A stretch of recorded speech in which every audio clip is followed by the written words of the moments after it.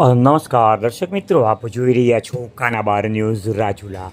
રાજુલા શહેરમાં ગોવર્ધનનાથજી હવેલી ખાતે ભાગવત સપ્તાહનું આયોજન કરવામાં આવ્યું. રાજુલા શહેરમાં આવેલી ગોવર્ધનનાથજી હવેલી ખાતે દર વર્ષની માફક આ વર્ષે પણ ભાગવત સપ્તાહનું આયોજન કરવામાં આવેલું.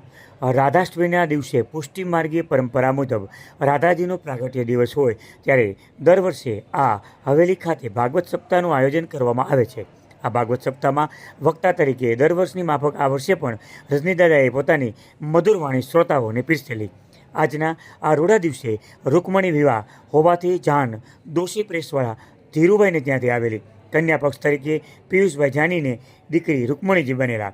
ત્યારે આ જાન વાજતે ગાજતે હવેલી સુધી આવેલી, જેમાં ફટાકડા સાથે રાસ ગરબાની રમઝટ સાથે બેન્ડવાજાની તાલે રાસ રમતા જાનૈયાઓ નાચી ઉઠ્યા હતા. ત્યારે સમગ્ર કાર્યક્રમને સફળ બનાવવા માટે હવેલીના મેનેજિંગ ટ્રસ્ટી રસિકભાઈ પારેખના માર્ગદર્શન નીચે સમગ્ર કાર્યક્રમનું આયોજન કરવામાં આવેલ હતું. ત્યારે સાથે સાથે હવેલીના તમામ ટ્રસ્ટીઓએ આ કાર્યક્રમને સફળ બનાવવા બાર જહેમત ઉઠાવેલ. આપ જોઈ રહ્યા હતા કાનાબાર ન્યૂઝ રાજુલા. આવા જેવા અવનવા અપડેટ માટે અમારી ચેનલને સબસ્ક્રાઈબ કરો.